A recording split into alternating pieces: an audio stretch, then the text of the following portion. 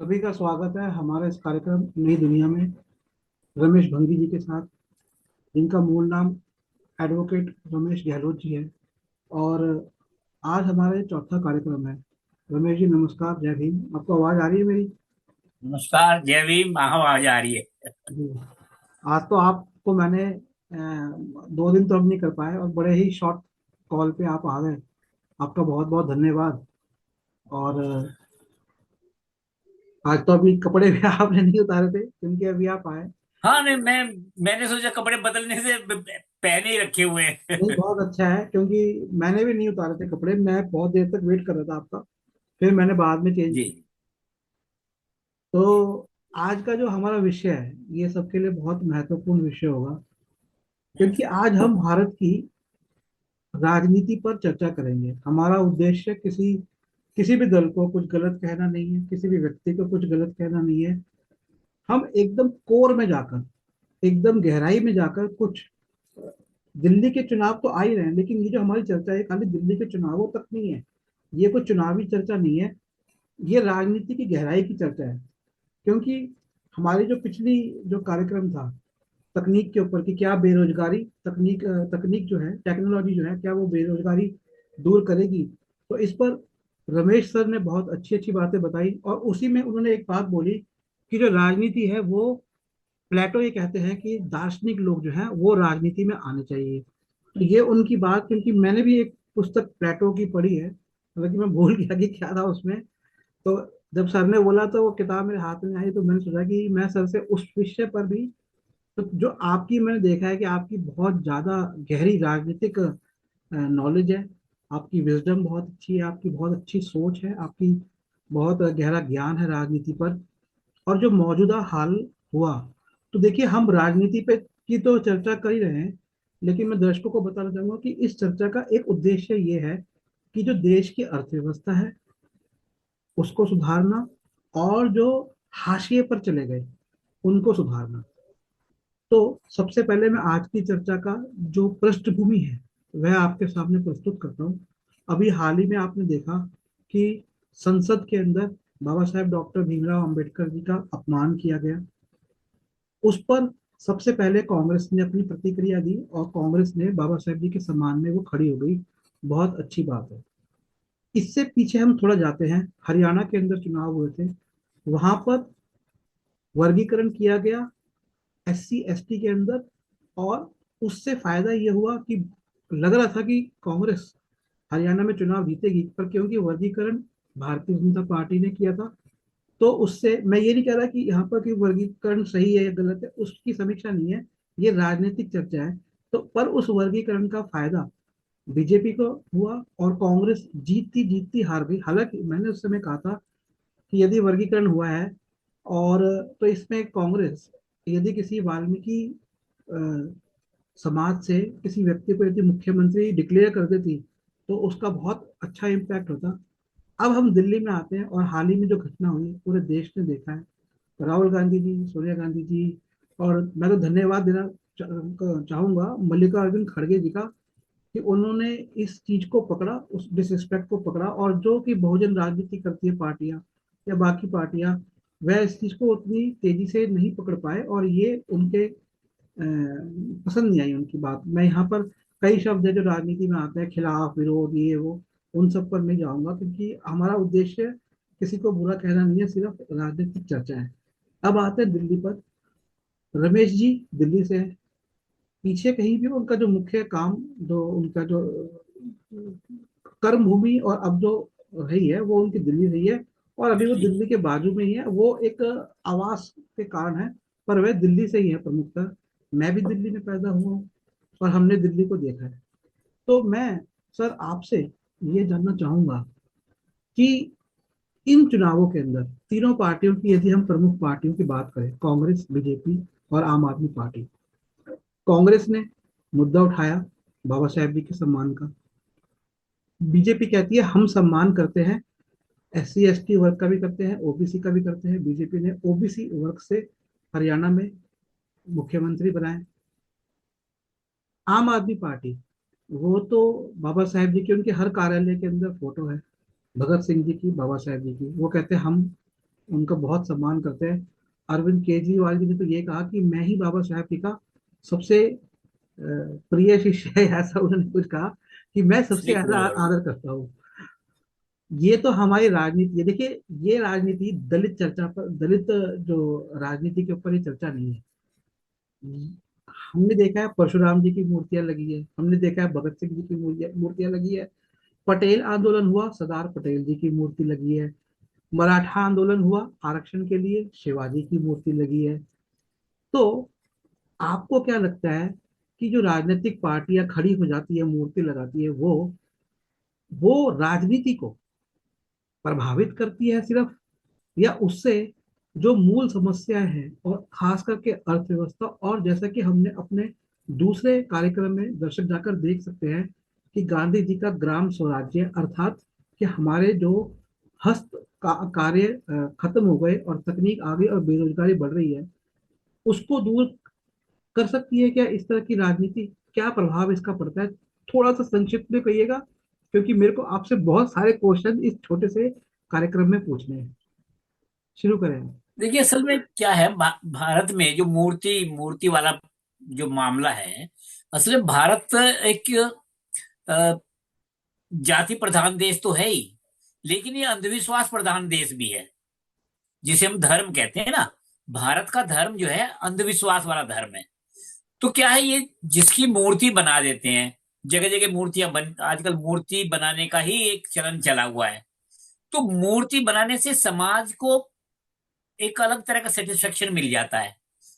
मूर्ति बनाने से किसी का भी सामाजिक, आर्थिक और राजनीतिक विकास नहीं होता। सिर्फ लोगों को तसल्ली मिल जाती है कि भाई हमारे किसी नायक की एक वहां पे मूर्ति लगा दी है। तो ये पूरे भारत के जनमानस का एक मनोवैज्ञानिक एक सोच है कि उन्हें सेटिस्फेक्शन मिल जाता है कि हमारी मूर्ति लग गई है, हमारे नायक की, हमारे महापुरुष की किसी की मूर्ति लगा दी, तो उनमें एक अजीब तरह का संतोष सा व्याप्त हो जाता है। उसी से संतुष्ट हो जाते हैं और राजनीति को और सामाजिक, आर्थिक जो हमारी, जो उनकी आकांक्षाएं हैं, उनको भूल जाते हैं। इसी का फायदा जो है राजनीति के लोग उठाते हैं। उन्होंने समाज के मनोविज्ञान को पढ़ लिया है कि इनको क्या चाहिए, उनको वही दे दिया। जिसको जो चाहिए वो मिल गया, मामला खत्म हो गया। तो ये मूर्तिकरण इसलिए हो रहा है। और इसमें हल्दी लगे ना फिटकरी, कुछ लगता थोड़ी है। भाई मूर्ति तो बनानी है और करना क्या है, जी जी। सरकारी जगह घेरनी है, किसी चौराहे पे जगह होती है, थोड़ा सा आसपास फैला लो, सरकार का कब्जा होता है जमीनों के ऊपर, तो उसमें कुछ जाता नहीं है सरकार का। हल्दी लगे ना फिटकरी और रंग भी चोखा ही चोखा रहता है।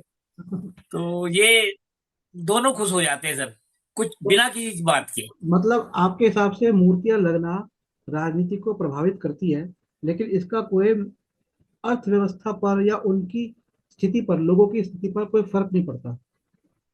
ठीक है। नहीं मैं पड़ता अब ही नहीं है। मैं अब आता हूं कि दिल्ली के अंदर आपको लगता है कि यदि कोई राजनीतिक पार्टी दलित मुख्यमंत्री पेश करती इन चुनावों में, तो उससे उस पार्टी के लिए चुनाव जीतना आसान होता? देखिए अभी हम लोग जो, अभी जहां जहां हमारी वाल्मीकि मंदिर टेम्पल्स है ना, वहां पे मीटिंगें मीटिंगें होती हैं, वहां पे इस तरह की चर्चा होती है कि दिल्ली में हमारी आबादी कितनी है।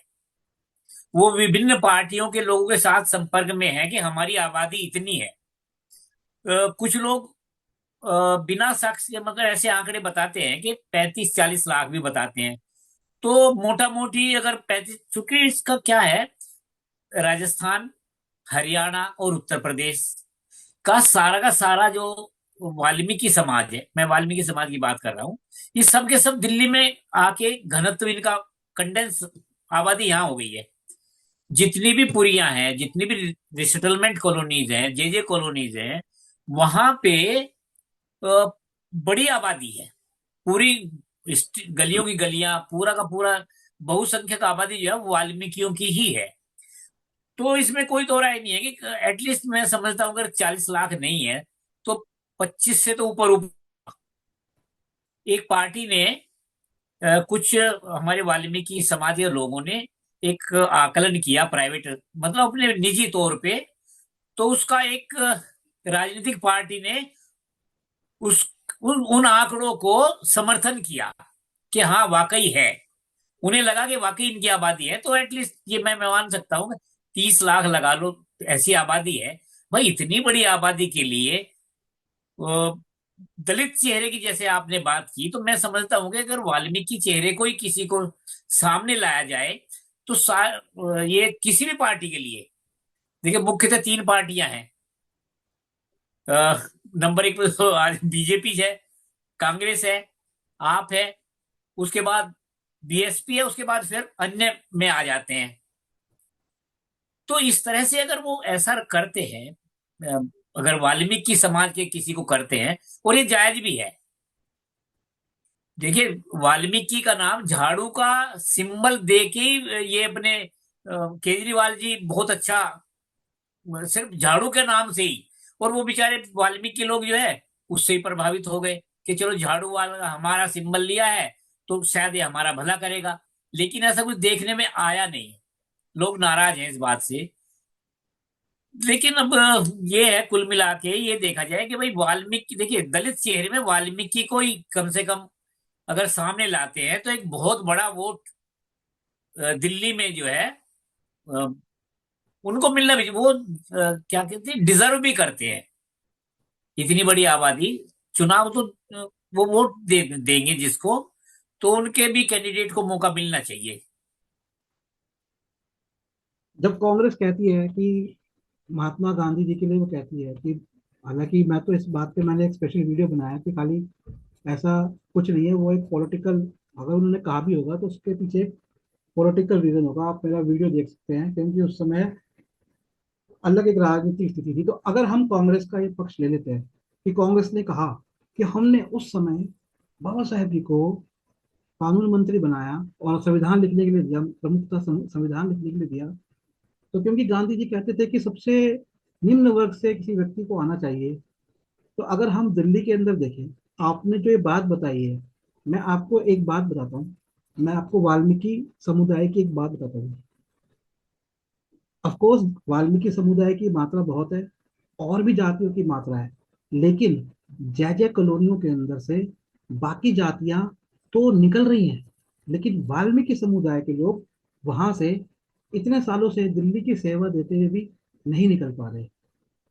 ये एक सोचने का विषय है। तो अभी जो आपने बात बोली है, तो कांग्रेस अगर ये कहती है कि हमने उस समय डॉक्टर अम्बेडकर जी, जो कि सबसे निम्न वर्ग के थे, उनको अगर हमने संविधान लिखने के लिए बोला, तो आपको नहीं लगता कि ये पहल भी कांग्रेस को करनी चाहिए? नहीं, बिल्कुल कांग्रेस कांग्रेस को पहल करनी चाहिए। कांग्रेस ने, देखो सबसे पहला तो मैं यही कहूंगा कि गांधी जी वाकई जो जाति उद्धारक या क्या कहेंगे, भंगी उद्धारक के तौर पे उनके कार्य को नकारा नहीं जा सकता। आज से 70-80 साल पहले, इतने सालों पहले वाल्मीकि बस्ती में जाना, आज भी लोग वाल्मीकि बस्ती में जाने से मुंह पे रुमाल रख लेंगे, मुंह पे कपड़ा रख के गुजरते हैं। और इतने पुराने समय में कितना बुरा हाल रहा होगा उनके बीच में किसी व्यक्ति का जाना। तो गांधी के इस कार्य को नकारा नहीं जा सकता। आज भी नहीं जा पाते लोग जहाँ पे, वो इतने साल पहले गए, तो मैं तो गांधी जी को धन्यवाद देते हैं कि उन्होंने हमारे समाज का मनोबल बढ़ाया। इस बारे में कोई दो राय नहीं है। तो और जहां तक बाबा साहब को अपनाने का है, बाबा साहब में योग्यता थी ना, इसीलिए तो उन्होंने अपनाया है बाबा साहब को, नहीं, उनके अंदर योग्यता उनकी थी। प्रतिभा को पहचाना। मैंने इसमें एक तर्क जो दिया है उस वीडियो में, शायद आपने वो नहीं देखा होगा। मैं जी। बहुत लोगों से हम्म। इस बारे में बात करी और चर्चा करी है। जब संविधान लिखना शुरू हुआ उस समय मोहम्मद अली जिन्ना ने डायरेक्ट कॉल दिया था। और डायरेक्ट कॉल का मतलब ये था कि तुम अगर हमें आधिकारिक रूप से पाकिस्तान नहीं दोगे तो हम फाइट करेंगे, तुम्हें मारेंगे, काटेंगे, और हम अपना पाकिस्तान लेंगे। हालांकि जिन्ना नहीं ले सकते थे, क्योंकि ब्रिटिश अगर नहीं चाहती तो ब्रिटिश और जिन्ना की सेटिंग थी, पर जिन्ना ने डायरेक्ट कॉल दिया था। और यदि ऐसा ही कोई डायरेक्ट कॉल बाबा साहेब जी दे देते, या दलित समुदाय या आदिवासी समुदाय या उससे आता, तो बहुत जबरदस्त एक सिचुएशन खराब हो जाती देश की। उस पर वीडियो है, आप और दर्शक भी देख सकते हैं। तो कहीं ना कहीं मेरा अपना मानना है, अफकोर्स उनमें योग्यता थी, कोई डाउट नहीं है, लेकिन देश को बिल्कुल। बचाने के लिए जरूरी था कि एक जो एक तो मुस्लिम में तो हुआ था, सब मुस्लिम्स में नहीं, कुछ लोग थे जो कि उनके साथ थे जिन्ना के, कुछ लोग, बहुत से लोग बल्कि नहीं थे, इसलिए बहुत से लोग नहीं गए। बहुत से लोग मौलाना आजाद की भी मानते थे, लेकिन डॉक्टर अंबेडकर जी का उस समय एक बहुत स्ट्रांग होल्ड था, दलित वर्ग पर भी था, और वो ओबीसी वर्ग पे भी काम कर रहे थे। इवन मैंने, जो कई लोग शिकायत करते हैं कि वो शेड्यूल ट्राइब्स या आदिवासियों के लिए नहीं कहते, लेकिन मैंने तो ट्रांसलेट किया, तो जब वो दलित वर्ग की बात करते तो उन्होंने ये लिखित में दिया है कि उसके अंदर आप ट्राइबल्स को भी, आदिवासियों को भी, और उन्होंने आदिवासियों के लिए बहुत, मतलब दुख उनकी स्थिति के लिए प्रकट किया है। तो मेरा ये कहना है कि देश को संभालने के लिए चलिए एक अच्छा कदम कांग्रेस ने उस समय लिया। तो आज जो देश की स्थिति है, क्या वो संभालने के लिए उनको, यहाँ पर मैं यही कह रहा हूँ, जो योग्यता का आपने पॉइंट है ना, योग्य व्यक्ति तो मिल जाते हैं, बात खाली योग्यता की नहीं है। बात यह है कि जब आप राजनीति पे उतरे हो, आप राजनीति करने गए हो, और आप अगर राजनीति में आपको जंग है, एक तरह से आपको जंग फतेह करनी है, तो अभी हम तलवारों से नहीं लड़ते, अभी हम हमारा एक सिविलाइज्ड, एक सभ्य तरीका है, लेकिन उसमें हम समाज के किसी अच्छे समाज को अगर प्रतिनिधित्व देते हैं, जिससे कि हमारी जीत निश्चित हो जाए, तो उसमें बीजेपी ने किया ना, उन्होंने सैनी जी को मुख्यमंत्री बनाया, और कई जगहों पर उन्होंने इस तरह के प्रयोग किए। कांग्रेस की क्या प्रॉब्लम, क्या है कांग्रेस की? आप दिल्ली के जो उनके राष्ट्रीय अध्यक्ष है, दिल्ली के जो अध्यक्ष है, वो यादव है। यादव दिल्ली में बहुत स्ट्रांग है, क्योंकि वे मूल निवासी हैं दिल्ली के, उनके गांव थे, उनके पास पैसा आया, उन्होंने डीडीए को लैंड बेची, बिजनेस के अंदर गए, डेयरी में है, वो बहुत स्ट्रांग है, उनको आपने अध्यक्ष बनाया हुआ। इससे पहले शीला दीक्षित जो दिल्ली की नहीं थी, वह ब्राह्मण है, और नेहरू परिवार ब्राह्मण है, और उनके हस्बैंड जो है वो आईएएस लॉबी के थे। तो ऑब्वियसली बात है, बहुत स्ट्रांग, और अब वो उनके बेटे को आगे लेके आ रहे हैं। बीजेपी की भी अभी बात करें, संदीप दीक्षित जी को। बीजेपी ने मदन लाल खुराना जी को बनाया, वो दिल्ली के थे और खत्री वर्ग से थे।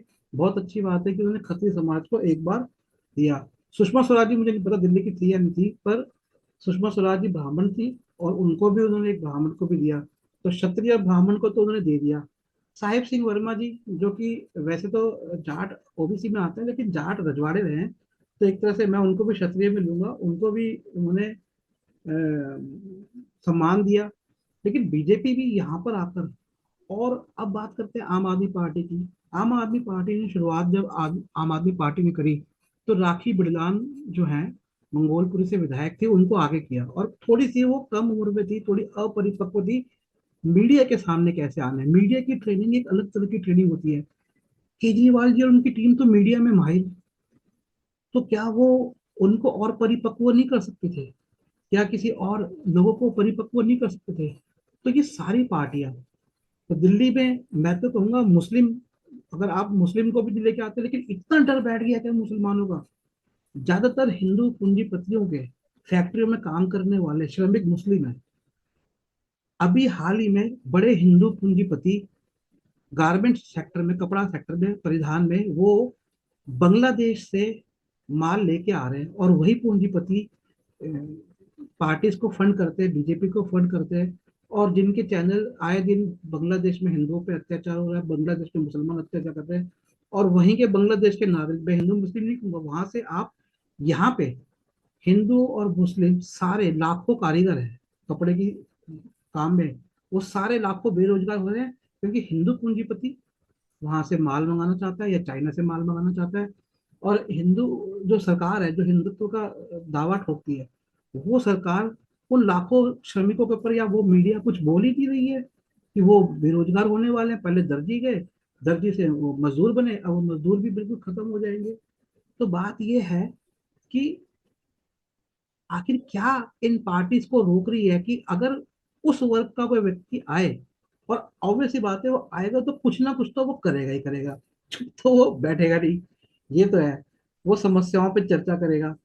तो अगर ये चर्चा होकर अगर कुछ आर्थिक बदलाव आते हैं, तो क्या ये पार्टियां, आपको लगता है, आर्थिक बदलाव करना नहीं चाहती? नहीं, देखिए, पार्टी क्या करते हैं, ये आर्थिक बदलाव तो ये पूरे समाज, ये असल में क्या है कि गरीब बना देना चाहते हैं। अगर लोग समृद्ध होंगे तो वो सोचना शुरू करेंगे। सोचना शुरू करेंगे तो उनके अंदर विरोध की भावना भी पैदा हो सकती है, और किसी पार्टी के विश्लेषण करना शुरू करेंगे। तो ये चाहते ही नहीं है, इसलिए गरीब बनाए रखना चाहते हैं। और देखिए, हिंदू मुसलमान, यहाँ हिंदू मुसलमान है, लेकिन बाहर से वही मुसलमान मुस्लिम कंट्री से क्यों कर रहे हैं व्यापार भाई? तो ये तो असली चीज तो जो है वो अर्थव्यवस्था ही है। पैसे को कमाना चाहते हैं, अपने यहाँ पे इनको बेरोजगार रखना चाहते हैं। ये सरकार की घटिया चाल है। एक एक विचार मेरे दिमाग में आ रहा है। जैसे कि थोड़ी देर पहले मैंने कहा कि भाई वाल्मीकि की संख्या बहुत बड़ी है, उसका टिकट मिला जाए। हम ये कह रहे हैं कि किसी जाति वाला मुद्दा आता ही क्यों है? किसी भी जाति का व्यक्ति एक ऐसे काम करे कि जातियों को व्यक्ति भूल ही जाए। होना तो ये चाहिए ना, कि व्यक्ति को ऐसा ना लगे कि भाई हमारी जाति का व्यक्ति जाएगा तो हमारे लिए भला करेगा।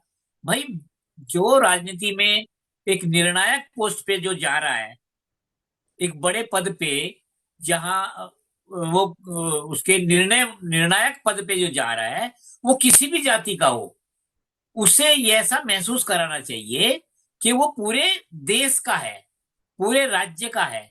ऐसा क्यों करे वो कि भाई हमारी जाति का व्यक्ति हो गया तो वो हमारे बारे में सोचेगा?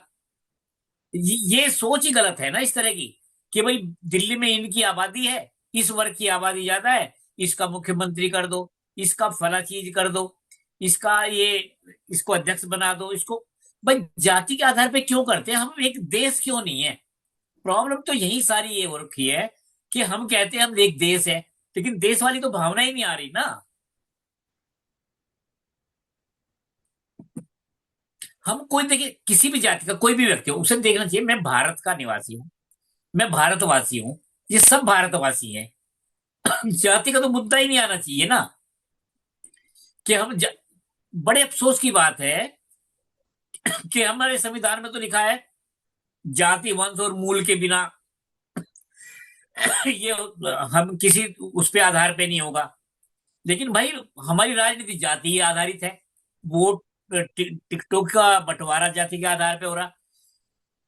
जाति से हम बाहर निकलना ही नहीं चाहते, लेकिन संवैधानिक तौर पे हम जाति को खारिज करना चाहते हैं। ये कितना कंट्राडिक्टरी है ये। मतलब हम तो ये कह रहे हैं कि ऐसा महसूस ही नहीं होना चाहिए। भाई हमारी आबादी 90% हो, 10% हो या 1% हो, किसी भी जाति का कोई भी व्यक्ति हो, हम हमें ऐसा महसूस कराए कि वो भारत का नागरिक है, पूरे देश का है। भाई आप हो जाओ या मैं हो जाऊं या कोई भी हो जाए, वो अपनी जाति के बारे में क्यों सोचे? और उसकी जाति वालों को ही क्यों संतोष हो? किसी एक व्यक्ति से, किसी, हम जाति है, एक भारत में तो जाति आधारित देश है, तो जाति किसी ना कोई व्यक्ति किसी न किसी जाति का होगा ही होगा। लेकिन मैं कह रहा हूं, अगर वो कोई जाति हो गया, एक जाति का कोई व्यक्ति है, ओबीसी जाति का है, तो ओबीसी वालों को ही क्यों खुशी होती है? हर वोटर को क्यों खुशी नहीं होती? मुस्लिम बन गया तो मुस्लिमों को ही क्यों खुशी हो रही है कि हमारा मुस्लिम हो गया? वाल्मीकि हो गया, कोई वाल्मीकि बन गया जी, हमारा वाल्मीकि बन गया। तो उसे एक खास जाति के व्यक्ति के खास पद, किसी पद पे पहुंचने पे उसी जाति के वर्ग, उसी जाति के लोगों को क्यों आनंद मिलता है? क्यों खुशी मिलती है? क्यों खुश होते हैं वो? क्यों उन्हें अपनापन क्यों फील हो रहा है? देखिए, वो व्यक्ति जो है, जैसे कि हम राष्ट्रपति के बारे में सोचते हैं कि राष्ट्रपति किसी दल का नहीं होता, तो ऐसा उससे महसूस कराना चाहिए कि मैं किसी दल का नहीं हूं। ऐसे ही किसी निर्णायक पद पे जाने पे, मुख्यमंत्री या किसी भी इस तरह के पद पे जाने के बाद, उसको ऐसा महसूस करना चाहिए कि मैं पूरे समाज का हूं। तो ये जो जाति वाला मुद्दा है, ये बहुत ही ये दुखद बात है कि जाति से हम बाहर निकलना ही नहीं चाहते। लेकिन संविधान के तहत जो है, हम कहते हैं भारत में जाति और क्या कहे, कास्ट, क्रीड और ये रिलीजन, ये किसी आधार पे नहीं है। लेकिन सारे निर्णय इसी आधार पे हो रहे हैं, टिकट का बंटवारा इसी आधार पे हो रहा है। तो ये परस्पर विरोधी जो बातें हैं, ये बहुत दुखद है। इस तरह का होना चाहिए। उम्मीद करते हैं कि काश के ऐसा हो जाए। मैं यहाँ पर एक चीज, लास्ट, एक छोटा सा, टाइम कम है इसका मीटिंग का, तो एक छोटा सा मैं आपसे आपने जो बात करी वो बहुत आदर्शवादी बात है जी। कि ऐसा होना चाहिए। हाँ, सत्य आदर्शवादी। ये, सत्य ये है। व्यवहारिक देखिए, आदर्श एक अलग चीज है। व्यवहार, और बाबा साहब अम्बेडकर जी तो बहुत ज्यादा व्यवहार के ऊपर, प्रैक्टिकल के ऊपर ध्यान देते थे। जो आप कह रहे हैं वो आदर्श है, ऑफकोर्स होना चाहिए। लेकिन समस्या ये है कि जो हमारी मशीनरी है, वो मशीनरी दूसरे तरीके से काम करती है। वहां पर लोग खुश हो जाते हैं, और यहाँ पर यदि कोई व्यक्ति एक जाति का आता है तो वो अपनी जाति वालों को उठाता है। ये भी एक सत्य है, लोग खुश होते हैं, वो उठाता है ताकि उसको भी वहां पर फिर और थोड़ा अपने आप को मजबूत बनाना होता है, इसलिए वो उनमें से कुछ सेलेक्ट करके उठाता है। यहाँ पर मैं एक छोटे सा, बस जस्ट 1-2 मिनट में आपसे दो बातों पर टिप्पणी लूंगा, और ये मैं आपको बात कहूंगा कि अब अगर आप आदर्श, जैसे आपने एक आदर्श रखा, ऐसा आदर्श राजनीतिक पार्टियां भी कर रही है ना। जैसे डॉक्टर अम्बेडकर जी का उन्होंने सम्मान किया, किसी ने फोटो लगाई, किसी ने कुछ कुछ खाया, लेकिन डॉक्टर अम्बेडकर जी किस चीज को का प्रतिनिधित्व करते हैं? वो प्रतिनिधित्व करते हैं भारत के हाशिए पर गए समाज का। तो आप व्यवहारिक रूप से, आप आदर्श अपने आप को शो कर रहे हैं, लेकिन व्यवहारिक रूप से फिर आपको क्या प्रॉब्लम है अगर उसको आप मशीनरी में ज्यादा प्रतिनिधित्व दे? जैसे कि खाली रिजर्व सीट में होता है, अनरिजर्व सीट्स के अंदर बिल्कुल भी प्रतिनिधित्व नहीं देते, जबकि वहां भी दलित पॉपुलेशन, SC ST की पॉपुलेशन होती है। और एक और, जैसे कि आपने जो कॉलोनीज की बात करी, कि बहुत लोगों को पता नहीं होगा कि जय जय कॉलोनी का मतलब होता है झुग्गी झोपड़ी क्लस्टर्स जो होते हैं, झुग्गी झोपड़ी कॉलोनी। और कॉलोनी का मतलब लोगों को नहीं पता होगा। कॉलोनी का मतलब वर्ड आया कोलोन से, जिसका मतलब होता है दास, गुलाम। तो जो ये जो क्लस्टर बनाए गए, ये क्लस्टर इसलिए बनाए गए, यहाँ पर ज्यादातर 99%, 95% शेड्यूल कास्ट के लोग हैं, जो कि, और अमीर लोग हिंदू उच्च वर्ग के हैं या ऊंची जाति में जिसे कहेंगे, उनकी फैक्ट्रीज, उनकी दुकानों में, उनके घरों में कई सालों से जब काम करेंगे। चोरी कर रहे हैं, तो उनको क्या हक नहीं है कि अब वो राजनीति में आए? उनके बच्चे भी पढ़ लिख गए। एक छोटी सी आप इस पे टिप्पणी करिए, मतलब आ रहे हैं, आरक्षण से आ रहे हैं, लेकिन उनको उससे आगे कुछ और प्रतिनिधित्व नहीं मिल पा रहा उनको। उनके हाथ में पावर क्यों नहीं दे रहे थे? अगर इतने आदर्शवादी हैं, बाबा साहब जी की फोटो लगा रहे हैं, तो उनको प्रतिनिधित्व क्यों नहीं दे रहे हैं? और कई बहुजन पार्टियों के भी मैं कहूंगा, अगर वो उनको प्रतिनिधित्व देती है तो वो तो उनको और गुलाम, वहां पे तो वो गुलामों के गुलाम बन जाते हैं। छोटी सी आप कहेंगे कि क्या करना चाहिए पार्टीज को, एक आपकी सलाह। नहीं, वही मैंने बताया कि जैसे अभी, जैसे हमारी ये आबादी बहुत ज्यादा है वाल्मीकि समाज की। आपने बिल्कुल सही कहा कि अब उनमें योग्यता आ गई है, वो प्रतिनिधित्व तो कर सकते हैं। तो वो उनको प्रतिनिधित्व देना चाहिए। अब वो उससे ऊपर आ चुके हैं, उनकी सोचने समझने की क्षमता भी आज बढ़िया अच्छी हो चुकी है। और पढ़ाई लिखाई का लेवल बहुत अच्छा हो चुका है। तो इनको सबको मौका देना चाहिए, और वहीं के स्थानीय व्यक्ति को मौका देना चाहिए। दूसरे कहीं बाहर से लाके ना थोपा जाए। ये जरूर होना चाहिए, वहीं के लोगों को मौका देना। देखिए, योग्यता जो है अवसर मिलके निखरती है। बाहर योग्यता कब आएगी? आप में योग्यता है, लेकिन जब आपको मौका ही नहीं मिलेगा तो आपकी योग्यता धरी रह जाएगी। तो अवसर तो दें। आप बिना अपने मन से ही सोच लेंगे कि इसमें तो योग्यता है नहीं, और ये योग्यता तो डेमोक्रेसी, आएगी तब ना। शोषण, मतलब शोषण पे शोषण पे शोषण नहीं हो रहा? क्या आप उनको इस्तेमाल भी कर रहे हो, उनको बिल्कुल, ये शोषण। शोषण पे शोषण बिल्कुल, सब कर रहे हैं ना? शोषण का पार्टीज को भी कह रहे भयानक हैं रूप से शोषण। शोषण है ये। उनका तो मैं कहूंगा चौगुना शोषण है कि वो तो गुलामों को बोलो गुलाम, वो खुद गुलाम, हाँ, उनके मैनीफोल्ड है। के गुलाम, उनको भी गुलाम बनाना चाहते हैं। सर, मैं इस चर्चा को यही समाप्त करना चाहूंगा, समय कम है, जी। आप भी थके हुए आए हैं। मैं सबसे कहूंगा कि आप, एक पुस्तक है मेरी, दलित की गली, जो कि एक नॉवल है, लघु उपन्यास है, और अकाल्पनिक है, नॉन फिक्शन है, सत्य घटनाओं पर, कि आप, मैं सब नेताओं को, खास करके जजेस को, खास करके मैं सब पुलिस वालों को, हमारे सब आर्मी वालों को, हमारे सब BSF वालों को, जितने भी जवान हैं, मैं आपको इसलिए कह रहा हूँ क्योंकि आप लोग बहुत सेवा देते हैं। हमारे देश के वकील, हमारे देश के जजेस, हमारे देश के आर्म फोर्सेस, हमारे देश की सरकारी अस्पतालों के डॉक्टर्स। तो प्लीज, दलित की गली वेबसाइट है, nspmart.com पे पढ़िए।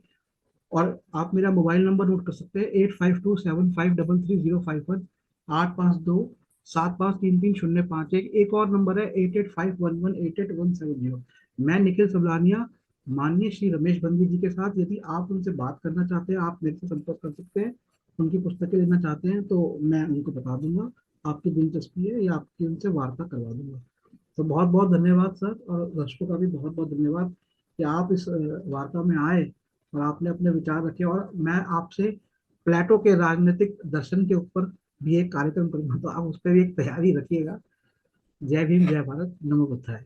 जय भीम, जय भीम, जय भारत, जय भीम, जय संविधान। जय श्री